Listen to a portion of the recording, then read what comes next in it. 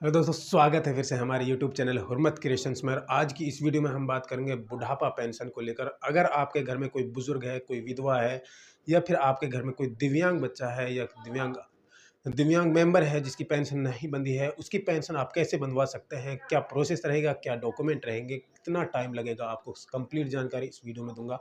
लेकिन उससे पहले अगर आप चैनल पर नए हैं तो चैनल को सब्सक्राइब जरूर करें और बेल आइकन को प्रेस कर लें ताकि कोई भी इसी तरह के कोई भी अपडेट आए तो उसका नोटिफिकेशन सबसे पहले आपको मिल सके। तो दोस्तों, अब बात करते हैं बुढ़ापा पेंशन को लेकर। अगर आपके घर में कोई बुजुर्ग महिला या बुजुर्ग आदमी है जिसकी पेंशन नहीं बंधी है और आप उसकी पेंशन बनवाना चाहते हैं और उसकी एज भी कंप्लीट है, कि आप अब इसके लिए कैसे आवेदन कर सकते हैं, क्या प्रोसेस है। तो सबसे पहले मैं आपको क्लियर कर दूं, आपकी फैमिली आईडी में सबसे पहले जो आपकी उम्र है वो 60 होनी चाहिए, 60 होनी चाहिए। तभी आप पेंशन, बुढ़ापा पेंशन बंधवा सकते हैं। अब इसके लिए प्रोसेस क्या रहेगा, जैसे कि आप ऑनलाइन कैसे कर सकते हैं और कौन से ऑफिस में कहाँ कहाँ डॉक्यूमेंट जमा कराने होते हैं।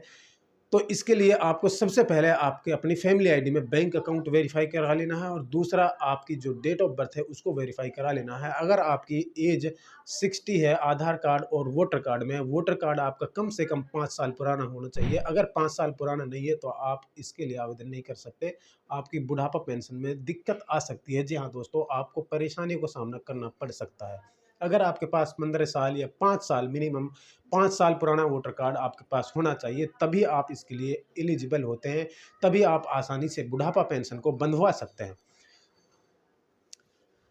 अब इसके लिए आपको करना क्या है, आपको अपनी फैमिली आईडी में अपना वोटर कार्ड अपडेट करा देना है। अपनी एज है, जो आपके बुजुर्ग की जो एज है उसको वेरीफाई करा देना है। तब उसके लिए फिर आपके पास आपकी जो वोटर लिस्ट है, यानी कि जो आपकी वेरिफिकेशन है, वो आपके बीएलओ, जो आपके मास्टर हैं, आपके स्कूल के बीएलओ होते हैं, उनके पास वेरिफिकेशन आती है। और सीपीएलओ, उनके पास भी इसकी वेरिफिकेशन आती है। तो वे उसकी वेरीफाई कर देते हैं। आप उसको कांटेक्ट में रखें, उनके कांटेक्ट में रहें, उनसे कांटेक्ट करते रहें बार बार।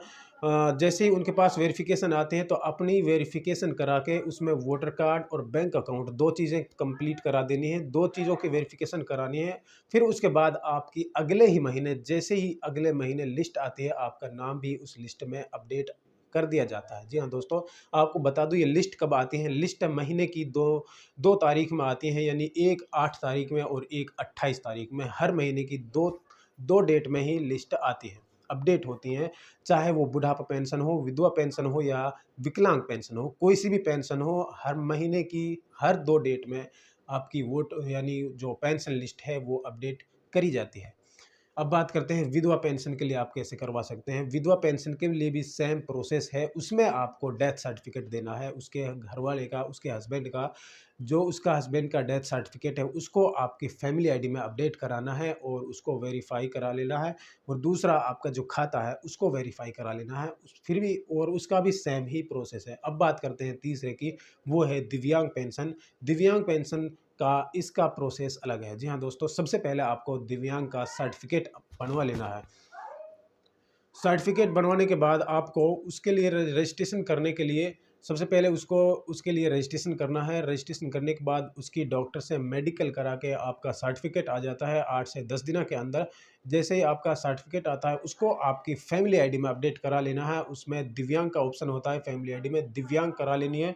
फिर उसके बाद आपकी लिस्ट भी इसी तरह हर महीने 8 तारीख में या 28 तारीख में उसकी वेरिफिकेशन होने के बाद आपका नाम भी लिस्ट में जोड़ दिया जाता है। जी हाँ दोस्तों, ये था प्रोसेस। इसका लिए कोई ऑनलाइन आवेदन प्रक्रिया नहीं है, ऑनलाइन पोर्टल नहीं है। पहले क्या होता था, आप सरल से अप्लाई करते थे और दिव्यांग के लिए, किसी भी पेंशन के लिए आप सरल से या फिर अन्य पोर्टल से एक बार फैमिली आईडी से भी आवेदन करने किए गए थे। लेकिन अब इन सारे पोर्टल को बंद कर दिया है। अब आपको अपनी एज और अपना बैंक अकाउंट वेरीफाई कराना होता है और उसकी वेरिफिकेशन करानी होती है।